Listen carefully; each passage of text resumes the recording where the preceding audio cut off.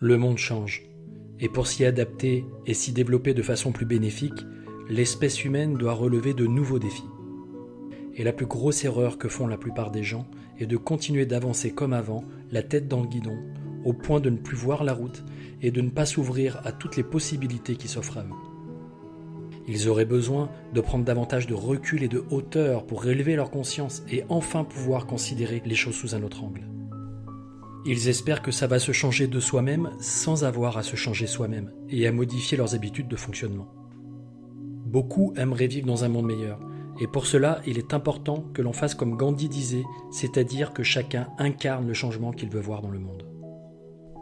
Ce n'est pas que l'humanité qui est challengée, c'est la planète entière qui est complètement bouleversée par ce qui se passe en ce moment. Cela bouleverse notre vie à tous, votre vie, et vous devez apprendre à faire autrement. Le temps est donc venu pour chacun d'entre nous de trouver sa raison d'être, de trouver sa place, de se développer pour contribuer et permettre de faire avancer les choses dans le bon sens. Avec tous les moyens et toutes les technologies qui sont maintenant à notre disposition, chacun d'entre nous a la possibilité d'améliorer son mode de vie. Et ça passe par le fait de changer sa façon d'être et sa façon d'exister en relation avec ce monde qui change autour de nous. Nous avons tous d'immenses potentiels qui gisent à l'intérieur de nous, et nous pouvons tous devenir un joyau de grande valeur pour ce monde, à condition que nous sachions comment façonner de façon brillante tous les aspects de notre être. Nous avons tous su jouer au jeu de Lego pour nous construire des vies sécurisantes. À partir de maintenant, il est temps de grandir et que nous passions tous à l'ère de l'interreliance. Ce nouveau paradigme est celui de l'autonomie, de la responsabilité et de l'interdépendance. Il y a une nouvelle conscience à faire émerger, à la fois plus proche de ce que nous sommes vraiment et à la fois plus large, pour enfin relier avec cohérence nos différents niveaux d'existence. Il est temps d'arrêter de séparer les choses et d'enfin les relier, les reconnecter, les réaligner entre elles, par un lien d'amour et de respect, davantage que de peur et de rejet entre les différentes dimensions de notre réalité.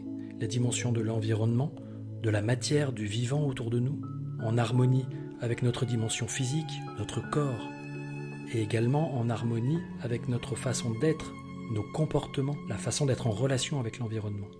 En étant animé par de bons sentiments, par notre corps de sensations, par notre âme, ce qui nous tient à cœur.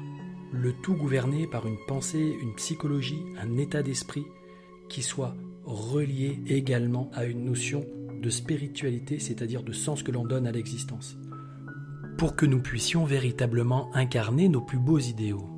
Concrètement, dans la réalité, dans nos familles, dans nos sociétés, dans nos activités, dans nos business.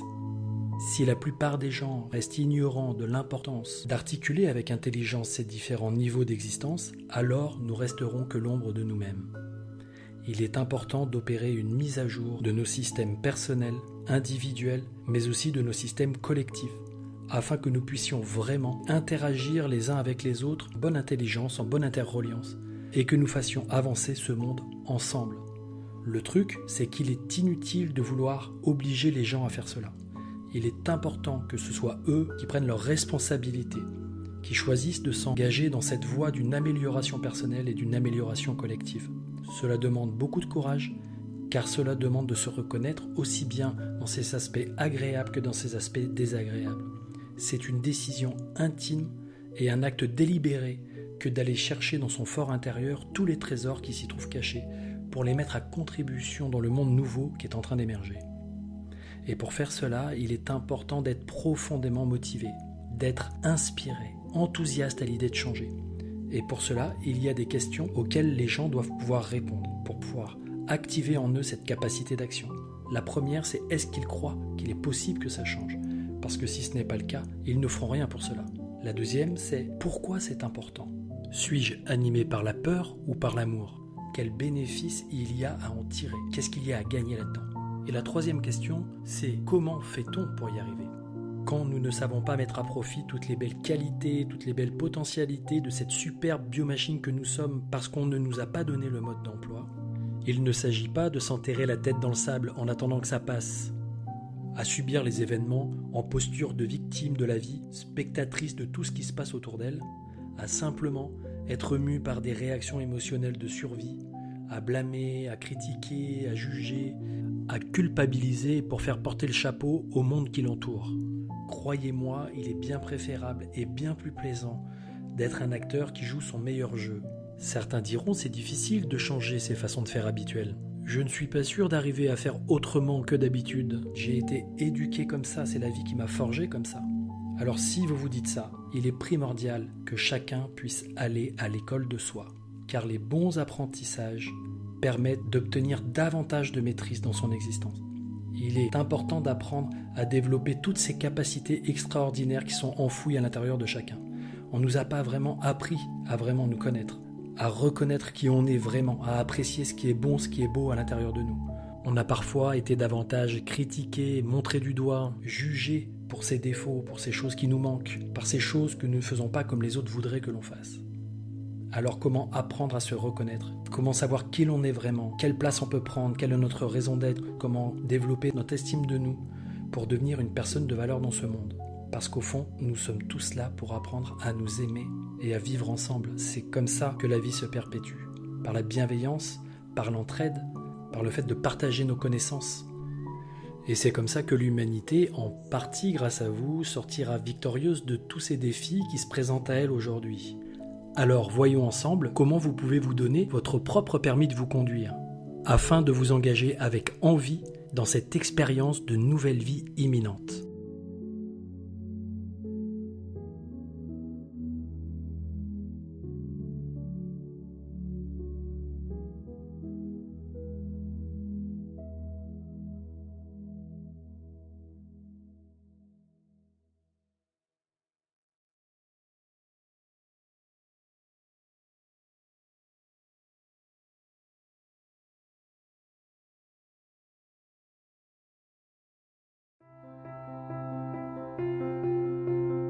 Je m'appelle Guillaume Andreu, je suis spécialisé dans l'accompagnement au changement et au développement humain. Alors plus particulièrement, je suis enseignant PNL, je coach des gens, je les accompagne pour transformer leurs problématiques de vie, que ce soit des choses qui sont en lien avec des problématiques passées, psycho-émotionnelles et comportementales, ou alors pour les aider à aller de l'avant, à se réaliser, à accomplir ce qu'ils ont envie d'accomplir dans leur vie. Et pour ça, je me suis spécialisé dans une discipline qui s'appelle la neurobiopsychologie du changement et du développement humain. Parce que on se rend compte aujourd'hui que les comportements humains ou la façon de penser humaine est reliée à tout un système neurologique, à toute une réalité biologique, et que y a bien des changements qui s'opèrent dans notre corps quand on commence à changer notre système de pensée ou notre état d'esprit. Il y a vraiment un lien entre ces deux dimensions-là.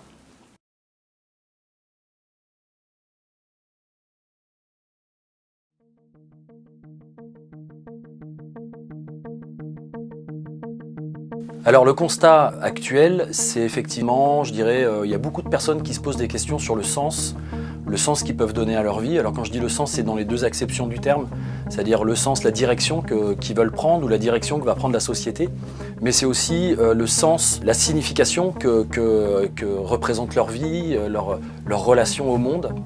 Et effectivement, en ce moment, il y a pas mal de personnes qui sont en train de se chercher, d'essayer de comprendre pourquoi il y a autant de conflits, de divisions, de séparations, et qui essayent de trouver leur place dans ce monde. Alors ce qui est intéressant, c'est que l'idée pour pouvoir trouver sa place dans ce monde, c'est de pouvoir mettre en place un certain nombre d'actions, puisque c'est nos actions et nos comportements qui vont, je dirais, conditionner les résultats que l'on va obtenir dans notre vie, les résultats au niveau matériel, au niveau environnemental, mais aussi au niveau de nos relations, des relations humaines. Et le truc, c'est que changer un comportement, c'est pas si évident que ça, parce que derrière les comportements, derrière les actions, il y a tout un monde intérieur. Et ce qui est important, c'est d'arriver à comprendre cette dynamique intérieure pour pouvoir aller travailler en profondeur sur, je dirais, les moteurs, ce qui motive les gens, ce qui les motive à agir. Et donc pour ça, faut apprendre à se connaître, apprendre à connaître l'être humain. Et c'est moi ça qui me passionne, c'est ça qui m'a passionné pendant ces 15 dernières années. Je dirais même plus, puisque je me posais déjà des questions existentielles et de ce type-là quand j'étais enfant. Et je pense aujourd'hui pouvoir dire qu'il y a vraiment des solutions et il y a vraiment des moyens pour aider les gens à réapprendre, être dans l'apprentissage, c'est-à-dire développer plus de sagesse dans leur façon d'être, pour pouvoir se sentir mieux, et puis que quand on se sent bien, automatiquement on a des relations plus harmonieuses avec soi-même, avec ce qu'on est intérieurement, puis des relations, pour le coup, plus harmonieuses avec les gens qui sont autour de nous, et puis on construit ensemble.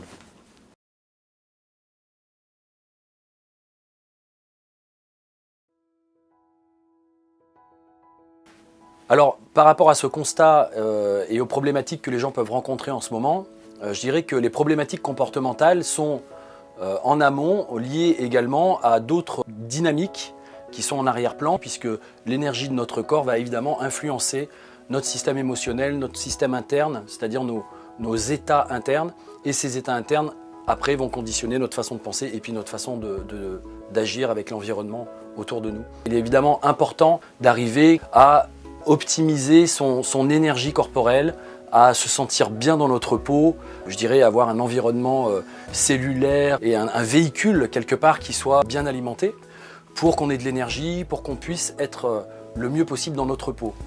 Moi, j'interviens sur la partie bien penser et bien agir parce qu'effectivement, il y a vraiment une dynamique dans ces deux aspects-là. Le bien penser, c'est pas une idée de donner des leçons de morale aux gens en disant oui, il faut bien penser, penser comme ci, penser comme ça, parce qu'il y a suffisamment de recettes dans ce monde, il y a suffisamment de personnes qui donnent des recettes. Moi, ce qui m'intéresse, en tant que PNListe, en tant que personne qui pratique l'hypnose ericksonienne et d'autres approches, le coaching, c'est d'apprendre à la personne à utiliser son propre système de pensée. Elle a un système de représentation du monde, elle a un système d'interprétation du monde, qui va influencer sa façon d'être et sa façon de se comporter avec elle-même et puis avec les gens autour d'elle. Et ce qui m'intéresse, c'est qu'elle apprenne à comprendre ces mécanismes-là pour ensuite pouvoir les mettre à profit par rapport à ses objectifs de vie. Si elle a envie de se sentir mieux, si elle a envie d'être moins frustrée dans sa vie, si elle a envie d'avoir plus de satisfaction, plus de réussite, plus de succès, ou tout simplement de se réaliser, d'avoir vraiment un sentiment de dire dans cette vie, j'ai réussi à me réaliser, à aller vers le meilleur de moi-même, je vais lui apprendre à utiliser ses propres mécanismes, puis peut-être à les réajuster un petit peu, à comprendre comment elle se fabrique des pensées négatives qui vont conduire à des émotions négatives ou à des sentiments négatifs et puis qui vont peut-être conduire à des comportements négatifs. Je vais lui apprendre à aller modifier ça en interne avec ses propres solutions à elle, avec ses propres ressources intérieures à elle, de façon à ce qu'elle puisse ensuite avoir des comportements et des façons de penser qui soient en accord avec ce qu'elle est profondément, avec ses aspirations, avec ce qui l'anime elle, et pas en fonction d'une morale extérieure. Moi je dirais que j'irais plus vers de l'éthique personnelle, qui j'ai envie d'être, qu'est-ce que j'ai envie de donner à ce monde, quel type d'être humain, quel type de personne j'ai envie d'être, plutôt que de dire soyez comme ci, faites comme ci, faites comme ça. Parce que je ne sais pas si vous avez remarqué, mais les personnes ne suivent jamais les conseils qu'on leur donne. Elles ont plutôt tendance à se mettre en confrontation ou en rébellion par rapport aux conseils qui viennent de l'extérieur. Donc moi l'idée c'est de leur dire écoute, qui as-tu envie d'être, qu'est-ce que tu as envie de faire dans ta vie, on va étudier tes comportements intérieurs, ta façon de penser, ta façon de ressentir, et puis on va mettre tout ça, on va accorder tout ça de façon à ce que tu puisses, je dirais, être vraiment en accord avec toi-même et le plus en accord possible avec le monde qui t'entoure.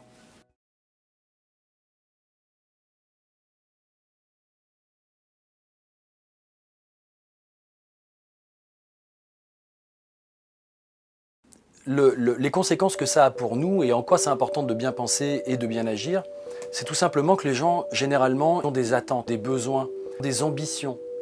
Ils aspirent à avoir une vie meilleure dans laquelle ils se sentent mieux. Et bien souvent, ils ont été livrés avec un véhicule, avec un cerveau, à la naissance, et puis finalement qui a des possibilités qui sont vraiment illimitées, pas illimitées, puisque finalement il y a des limites, mais qui sont vraiment des potentiels exceptionnels. Et on ne leur a pas appris à utiliser ce cerveau, on ne leur a pas appris à piloter leur véhicule de façon à pouvoir être le plus efficace, ou en tout cas le plus en harmonie possible avec eux-mêmes. Et alors l'idée c'est que du coup tout ça, ça génère des frustrations, ça génère des insatisfactions, ça génère des sentiments négatifs qui vont bien souvent être projetés sur le monde extérieur, c'est-à-dire que comme je ne me sens pas vraiment en phase avec moi-même, comme je ne sais pas quelle est ma raison d'être, comme je ne mets pas en place les comportements ou les façons de penser qui vont me permettre de me sentir vraiment en harmonie avec moi-même, avec toutes les parties de moi à l'intérieur, puisqu'on est nombreux aussi à l'intérieur de nous-mêmes, et puis avec les personnes qui sont autour de moi, eh ben, je vais me retrouver à me sentir mal, je vais avoir de la souffrance, je vais avoir des tensions corporelles, etc. Et donc l'idée, c'est que du coup, les personnes vont avoir tendance à se plaindre, ils vont avoir tendance à rejeter la faute sur l'environnement extérieur, c'est de la faute de telle personne, de mon environnement, de ma famille, de telle personne à mon travail, de telle personne, ou des politiques par exemple, qui vont prendre, voilà, qui vont essuyer les plâtres je dirais, des mal-être des différentes personnes. Alors là où c'est vraiment important, c'est qu'on a vraiment cette capacité, et moi c'est vraiment le message que je veux faire passer aujourd'hui dans ce documentaire, c'est qu'on a vraiment la capacité de changer, on a vraiment la capacité d'opérer des changements en soi qui vont nous permettre de nous sentir beaucoup plus en phase et beaucoup plus à l'aise dans notre peau, beaucoup mieux dans le basket, je dirais, pour pouvoir avancer. Et ces changements, ce ne sont pas que des changements comme ça, théoriques, de la pensée, tiens, un jour je pense quelque chose, le lendemain je pense le contraire.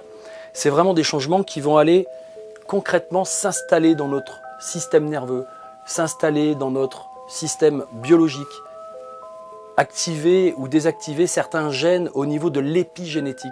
C'est-à-dire que mon environnement de pensée, mon état d'esprit va avoir une influence directe sur la génétique de mon corps, pas la génétique qui est immuable, les traits, les couleurs des yeux, les cheveux, mon physique, etc.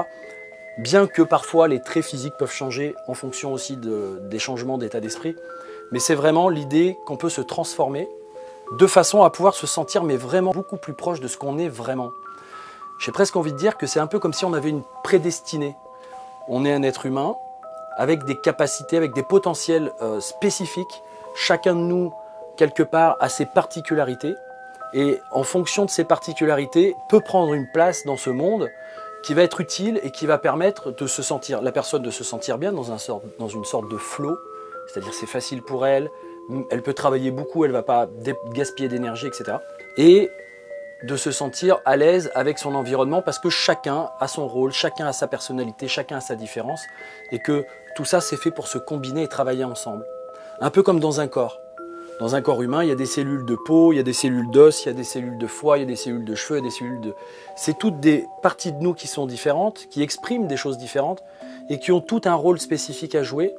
Et pour que ça fonctionne, eh ben, toutes ces petites cellules individuelles, qui sont des organismes vivants, elles ont besoin d'être en interaction avec l'environnement et d'être dans une bonne interaction avec l'environnement et de communiquer entre elles de façon à ce que tout le corps humain puisse se mouvoir d'un seul bloc, je dirais, avec une certaine forme de cohésion, de cohérence pour pouvoir faire ce qu'on veut faire. Bah, l'être humain, c'est pareil, c'est une cellule de ce monde, une cellule de cette société, et chaque cellule individuelle peut avoir un rôle à jouer, une fonction, une particularité. Seulement, parfois, on n'est pas forcément informé de ça, alors c'est un petit peu l'anarchie dans notre tête, on ne sait pas trop où on va, on fait des choses pour compenser des manques, pour essayer de se sentir un petit peu plus à l'aise, pour éviter de ressentir de la frustration, mais on n'a pas appris à gérer notre système à l'intérieur, toute la dynamique et toute la logique de fonctionnement qui est à l'intérieur. Et moi, c'est ça qui m'intéresse de faire passer comme message, c'est comment ça fonctionne, qu'est-ce qui se passe comme dynamique, et comment utiliser cette dynamique pour pouvoir être le plus aligné possible, le plus en phase, et le mieux possible dans sa façon de penser et dans sa façon d'agir.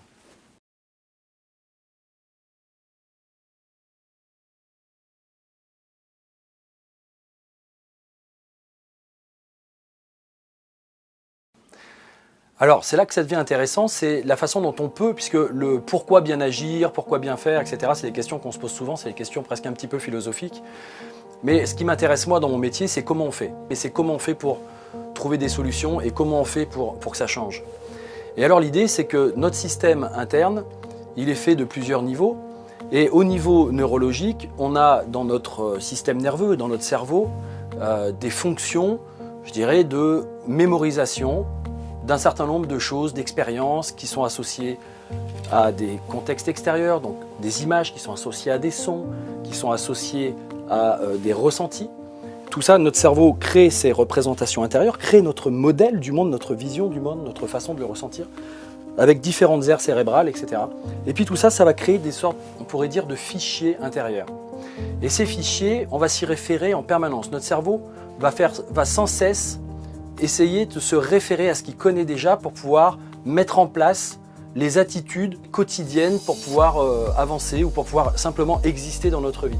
Sauf que du coup, il va sans cesse aller chercher des expériences de référence qui sont toujours plus ou moins les mêmes, et quelque part, on va très peu modifier de choses dans notre quotidien.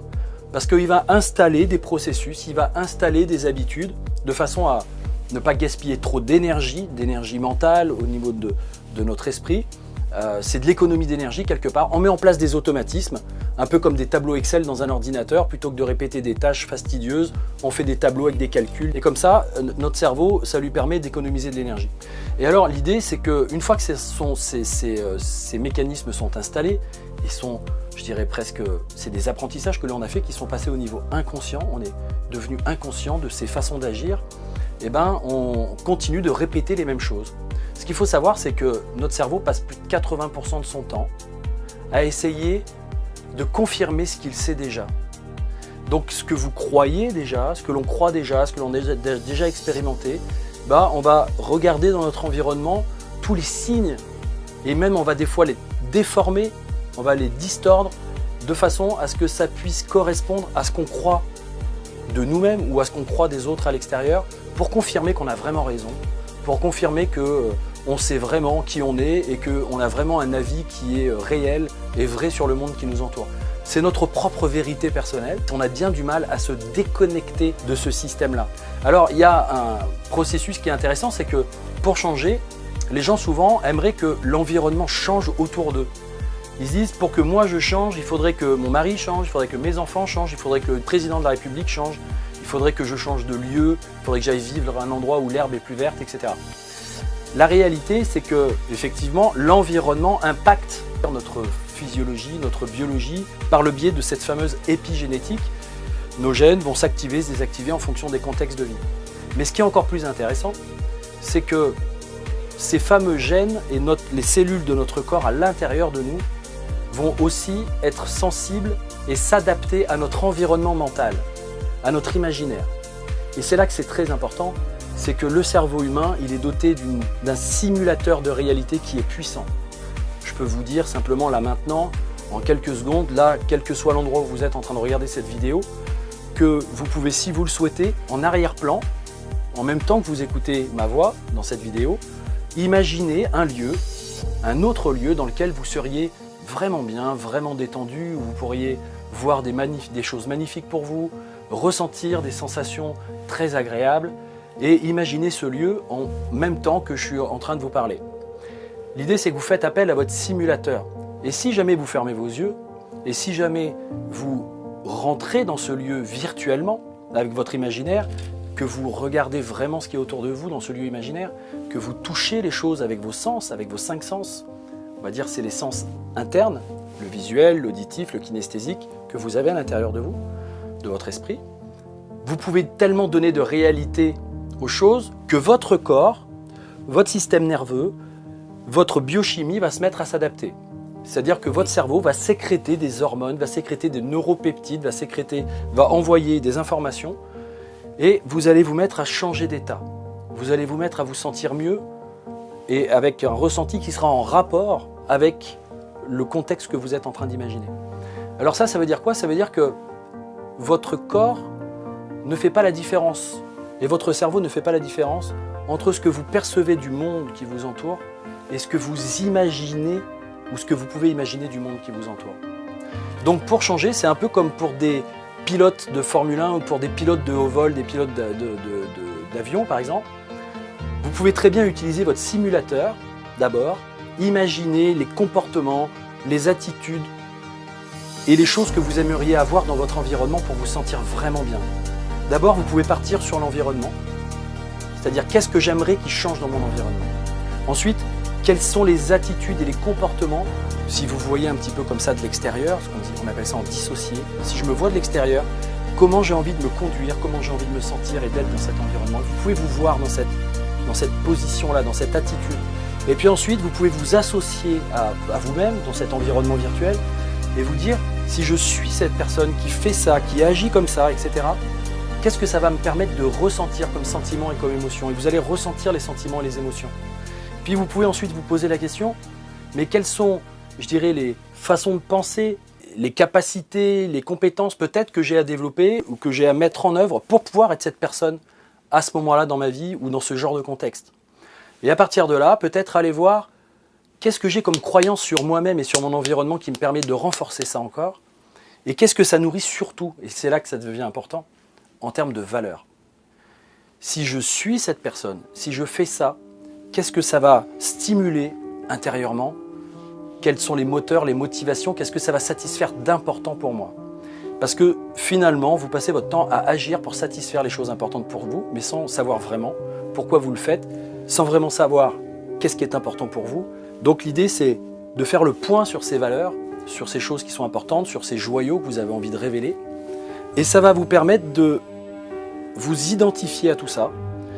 Et du coup, vous allez vous dire, je suis une personne, j'ai cette identité, je suis cette personne qui est capable de bien agir, de bien penser, de bien se comporter, d'obtenir des bons résultats.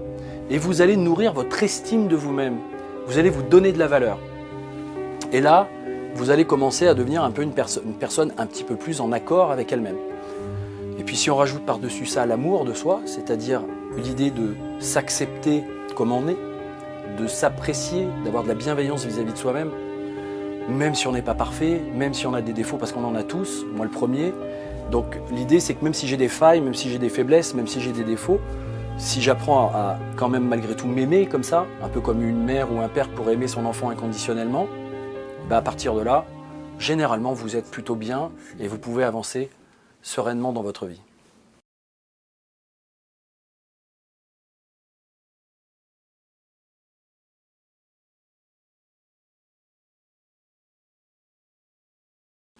Alors concrètement, vous pouvez mettre en place différentes choses. Déjà, l'idée c'est que vos comportements découlent des ressentis qui sont en amont. C'est-à-dire que si vous vous comportez, vous agissez de telle façon, c'est parce qu'à l'instant T, vous avez une émotion, vous avez un sentiment, vous avez un état interne qui vous anime et qui vous fait faire telle ou telle chose. Donc l'idée, c'est d'aller travailler sur cet état interne. Alors pour travailler sur cet état interne, il y a plein de possibilités. Mais il y en a une qui est assez simple, que je trouve vraiment puissante, c'est de vous remémorer, de vous reconnecter à des expériences vécues, donc ce qu'on appelle des expériences de référence auxquelles vous pouvez vous référer dans votre passé, que votre système nerveux a expérimenté, donc qui connaît ces choses-là parce qu'il les a déjà vécues.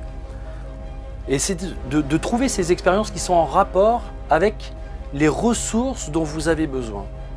C'est-à-dire si par exemple, demain vous êtes amené à devoir prendre la parole en public par exemple et que vous avez besoin de vous sentir enthousiaste, que vous avez besoin de vous sentir confiant, l'idée c'est de faire une liste des différents moments de votre vie où vous vous êtes senti dans cette énergie de confiance, où vous vous êtes senti dans cette énergie d'enthousiasme, même si ça n'a absolument rien à voir avec le fait de prendre la parole en public au départ.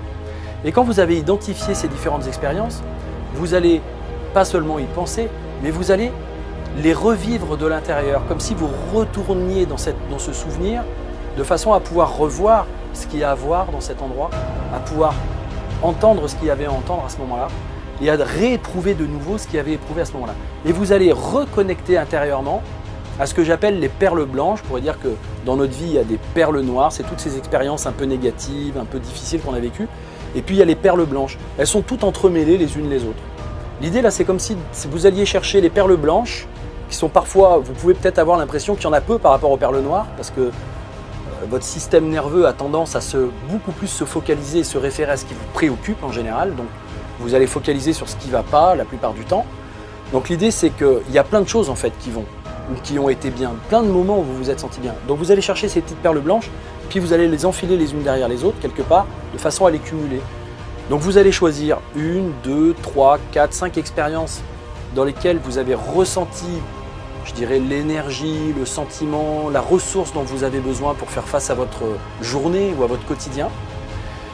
Vous écrivez ça, vous retournez dans le souvenir, vous revivez le souvenir de l'intérieur, mais c'est très important de le faire avec vos yeux, avec vos oreilles, avec votre toucher, avec votre odorat, avec tous vos sens, de manière à ce que votre corps réactualise à ce moment-là un sentiment qu'il connaît déjà, ou de confiance, ou de force, ou de détermination, etc. Et vous les cumulez ensuite. C'est-à-dire vous dites, tiens, je suis dans cette expérience, ensuite je fais venir comme dans une bulle, une perle blanche, un autre souvenir, je rentre dans ce souvenir, de nouveau vous rentrez dans ce souvenir, vous revoyez. Et au bout de 3-4 expériences de référence comme ça positives, vous allez être dans un état interne tellement différent que ça va influencer votre façon de vous sentir, de vous penser vous-même et de penser les choses et la réalité face à laquelle vous vous trouvez dans votre quotidien. Ça, c'est une petite chose que vous pouvez faire le matin. Et puis plus vous allez le faire, plus ça va devenir quelque chose de rapide et de facile, puisque c'est un entraînement, c'est un apprentissage. Et ensuite, à partir de cet état, vous pouvez commencer à vous dire, ok, maintenant que je suis dans cet état, que je sens plus de confiance, que je sens plus de force, ou d'enthousiasme, ou de détermination, ou de détente, ou de sérénité, ou d'apaisement, à ce moment-là, je pense à ma journée. C'est-à-dire, tiens, qu'est-ce que j'aimerais qu'il se passe dans cette journée? Je me visualise à partir de cet état, et je me vois dans différentes situations de ma journée, pour voir la différence que ça fait pour moi d'être bien dans ces situations-là. Et une fois que vous avez programmé ça, c'est un peu comme une destination GPS pour votre cerveau.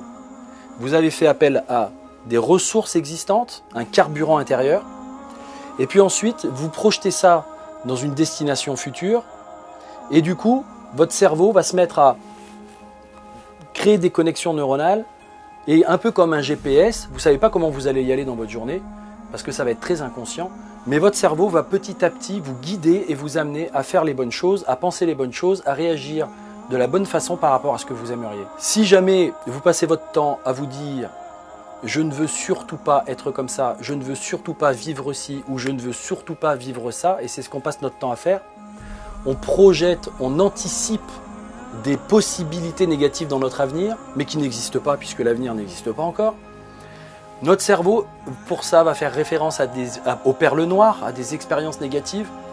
Il va se dire, j'ai déjà vécu cette chose, j'ai plus envie de la vivre, celle-ci, celle-ci, celle-ci. Et on les projette, et c'est comme si on mettait la destination GPS.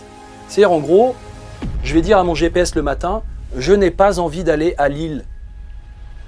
Je n'ai pas envie d'aller à Lille. Alors, qu'est-ce qu'il va faire le GPS? Il va prendre Lille, et puis il va commencer à vous dire, tournez à droite, tournez à gauche, faites comme si pour aller à Lille.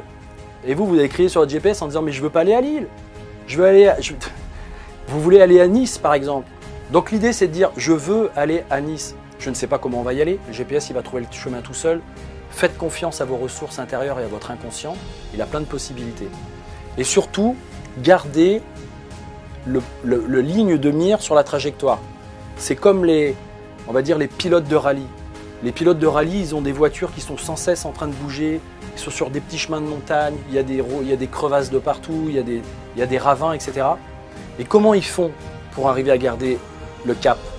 S'ils commencent à regarder l'endroit où ils ne veulent pas aller, leur corps va se mettre instinctivement à créer des mouvements pour aller là où ils ne veulent pas aller. Donc la seule solution qu'ils ont, c'est de toujours regarder, de garder les yeux focus sur la direction, sur la destination où ils veulent aller, sur l'objectif par exemple, en disant c'est ça que je veux. Je ne sais pas comment je vais faire pour le faire.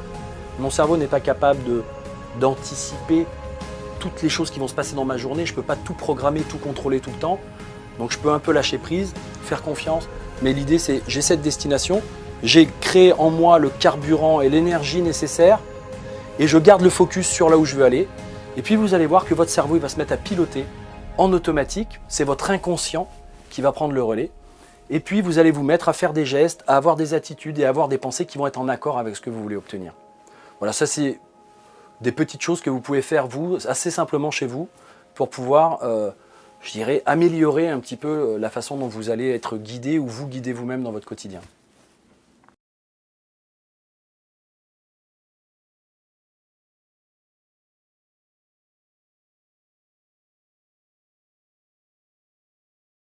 Effectivement, on pose parfois la question des pièges du bien penser ou du bien agir. C'est-à-dire qu'il y a des personnes, tout ça, ça les fatigue. Ils n'ont pas envie qu'on leur dise comment il faut penser, ils n'ont pas envie qu'on leur dise comment il faut agir. On leur a dit ça toute leur jeunesse, toute leur enfance, on les a obligés à faire comme ci, on les a obligés à faire comme ça. En plus, ce qui est assez déstabilisant ou qui peut contrarier un petit peu, c'est qu'on a des adultes ou on a des personnes, des éducateurs qui nous disent « faites comme ci, faites comme ça » et puis quand on les observe, quand on regarde comment eux agissent, comment eux pensent, on se rend compte en fait qu'ils sont loin d'être des modèles ou d'être des exemples. Alors du coup, on perd un petit peu confiance, on est un petit peu moins peut-être admiratif au bout d'un certain temps, et puis on se dit, bon, bah, même si eux, ils ne sont pas capables de tenir, je dirais, leurs promesses ou la barre par rapport à ce qu'ils disent, pourquoi moi, je ferais des efforts? Pour qui, en fait, je ferais ça? Alors c'est vrai qu'il va y avoir des extrémistes, je dirais, du bien penser ou du bien agir, comme du bien manger. Il y a des gens qui vont à tout prix, qui vont rentrer dans des philosophies qui sont souvent avec des choses très intéressantes en arrière-plan, mais qui vont du coup devenir un petit peu extrêmes. C'est-à-dire qu'il faut à tout prix que ce soit ça, de cette façon-là, et on ne peut plus après déroger d'un iota en dehors et sortir du cadre. C'est des cadres qui sont très fermés, et quand on commence à sortir du cadre, du coup il y a du jugement qui se met en place. Il y a de la critique, il y a des jugements de valeur par exemple, et quand on se juge ou quand on juge les autres, on rentre dans de la séparation, mais surtout on culpabilise les personnes. On se culpabilise soi-même. Se culpabiliser, c'est se couper de son habilité, culpabilité, se couper de son habilité à trouver les bonnes solutions et à agir. Alors quand je me culpabilise, quelque part je m'inflige une peine.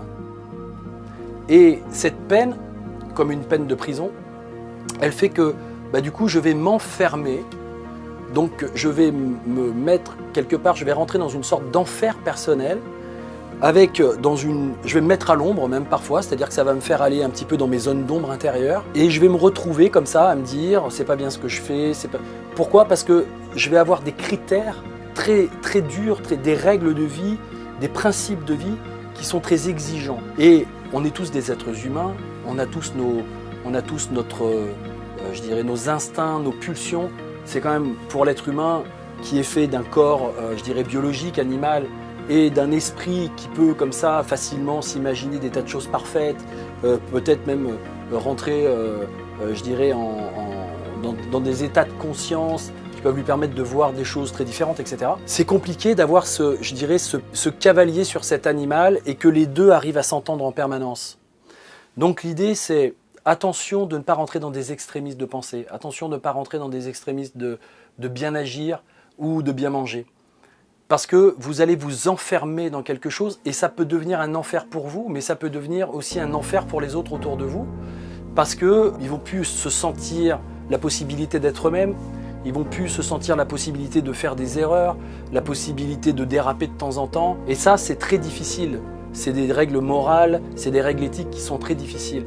On retrouve les dérapages qui sont liés à toutes ces, à toutes ces compulsions ou à toutes ces choses que l'on a envie de faire et puis qu'on est obligé de renier, qu'on est obligé de mettre de côté en permanence pour correspondre à des biens pensés, à des biens agir, etc. Toutes ces énergies-là, parfois elles finissent par péter, par se manifester dans des comportements qui sont totalement à côté de la plaque par rapport à la morale ou par rapport à la société. Et ça crée finalement plus de mal que de bien. C'est-à-dire qu'à vouloir trop bien penser, à vouloir trop bien agir, à vouloir trop bien manger, on finit par se faire du mal. Et c'est ça qu'il est vraiment important d'éviter.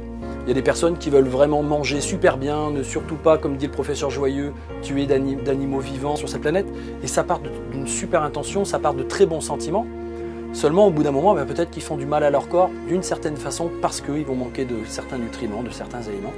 Et qu'ils ont un corps humain qui est fait pour ingérer un certain nombre de choses pour fonctionner correctement. Pour la pensée, c'est pareil. Si on commence à rentrer dans des systèmes de pensée où, par exemple, la sexualité est proscrite, c'est des visions qui ne sont pas... Voilà. Qu'est-ce que vont faire les gens? Ils ne vont pas le faire, ils ne vont pas le penser, ils ne vont pas agir devant les autres pour pouvoir garder comme ça une attitude sociale qui soit respectable. Mais en arrière-plan, ils vont nourrir intérieurement et des pensées ou des envies qui ne seront pas forcément hyper saines non plus. Donc l'idée c'est essayer de trouver comme ça un juste équilibre, une justesse. Les polarités très extrêmes, c'est jamais très bon. Cette idée de dichotomie, cette idée de séparer, de dualité, de dire c'est ou noir ou blanc, c'est des systèmes au niveau notre système nerveux, au niveau de notre cerveau, qui sont très archaïques. C'est très au niveau du cerveau reptilien et du cerveau limbique. Nous, on est doté d'un préfrontal, on est doté d'une possibilité de mettre de la cognition, de mettre de la réflexion dans tout ça. Et l'idée, c'est que on peut mettre une palette de couleurs ou des nuances de gris entre le noir et le blanc. Et l'idée, c'est d'être dans la nuance et de le faire en conscience de cette façon, même si de temps en temps on dérape, même si de temps en temps on n'est pas parfait, même si de temps en temps on n'est pas dans le bien penser ou dans le bien agir, on arrive quand même à se sentir bien avec soi, on arrive quand même à se sentir bien avec les autres. L'idée c'est de reconnaître, ouais, je reconnais que de temps en temps je dérape un peu, que de temps en temps j'ai des pensées qui sont pas top, que de temps en temps j'ai des comportements qui sont pas top. Et à partir de là, ça évite de rentrer dans des conflits intérieurs, dans des séparations intérieures qui font que les gens après viennent nous voir en consultation pour pouvoir travailler sur telle chose qu'ils bagarrent à l'intérieur d'eux-mêmes, ils aimeraient être ci mais en même temps il y a ça, etc. Donc essayez d'être le plus simple, le plus équilibré possible, voilà, et puis vous surfez là-dessus et vous allez voir que votre vie elle va se passer de façon très bien, mais les extrêmes c'est jamais très bon.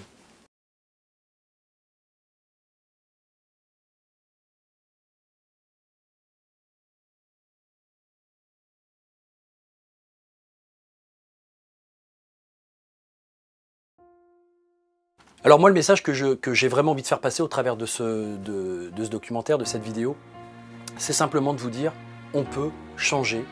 On peut changer ce qui est important pour nous de changer. L'idée c'est pas de changer pour devenir quelqu'un d'autre, pour ne plus se sentir soi-même et se dire je vais devenir une autre personne pour faire plaisir à tel ou tel autre, à tel système, à tel système de pensée. Tel. Non, l'idée c'est, vous pouvez changer, moi c'est ce qui s'est passé pour moi, j'étais quelqu'un qui était relativement timide, relativement introverti, j'avais plutôt des complexes importants, je ne me sentais pas du tout à l'aise avec moi-même et avec les autres, donc j'adoptais des attitudes et des comportements qui n'étaient pas du tout adaptés et qui faisaient que bon, finalement mes relations étaient très très moyennes, moi je ne me sentais pas vraiment à l'aise dans ma vie. Tout ça, ça a duré des dizaines d'années, enfin jusqu'à la trentaine, 30, 35. Puis petit à petit, j'ai commencé à travailler sur moi en me disant, voilà, je sens au fond de moi qu'il y a quelque chose d'autre, d'autres possibilités. Il y a quelque chose dans mes tripes. Il y a un truc qui me dit, tu peux être toi, toujours toi, mais en version améliorée.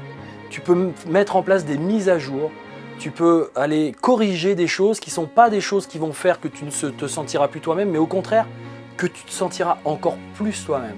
C'est-à-dire, l'idée, c'est je vais me séparer de tous ces conditionnements, de tous ces poids, de toutes ces visions, de toutes ces charges qui sont les peurs des autres, qui sont les avis des autres, qui sont les règles des autres, qui sont les lois des autres, auxquelles, bien évidemment, tout naturellement, quand on est enfant, on cherche à correspondre parce qu'on a envie d'être aimé, on a envie d'être accepté, on a envie que notre environnement nous accueille tel qu'on est, mais comme il ne le fait pas toujours, on va mettre des choses dans l'ombre, on va se créer des petits crapauds, comme ça, on va se dire, tiens, il y a ça en moi qui est vilain, hop, on va le transformer en crapaud, ping, on va le mettre dans un placard, telle autre chose qui est en moi est vilain aussi, je suis trop égoïste, je suis trop ci, je suis trop ça, etc., etc.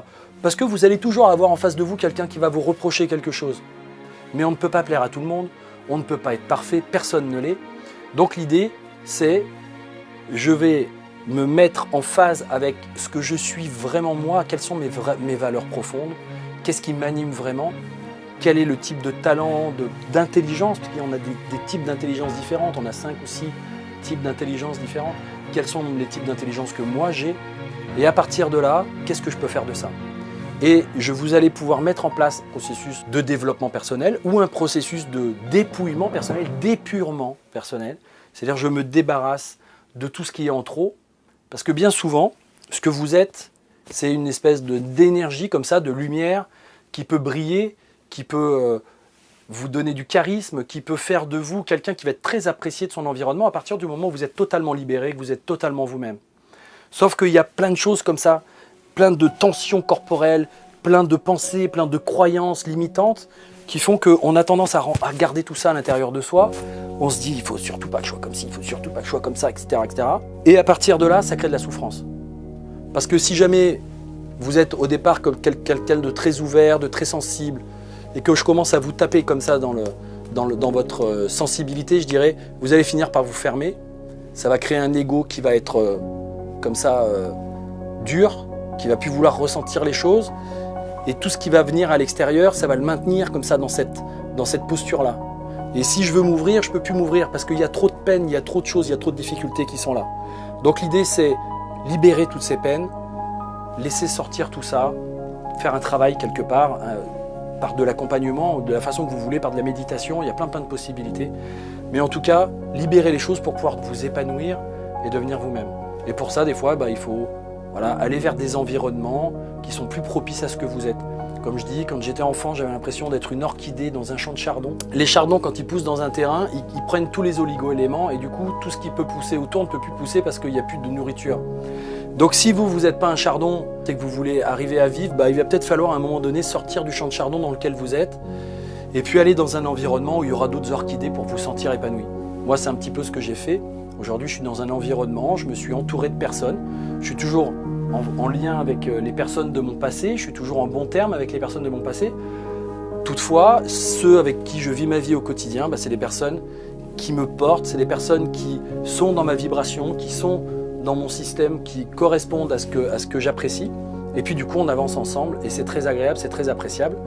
Donc vous pouvez changer les choses qui vous dérangent, les choses qui vous sont insatisfaisantes pour vous, sur le plan psychologique, sur le plan neurologique, sur le plan émotionnel, sur le plan comportemental.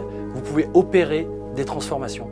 Vous êtes le résultat d'apprentissage, vous pouvez changer ces apprentissages et je dirais vous élever et devenir la meilleure version de vous-même, grandir pour pouvoir devenir justement ce fameux sage ou en tout cas cette fameuse personne qui vraiment se sentira elle-même. Voilà.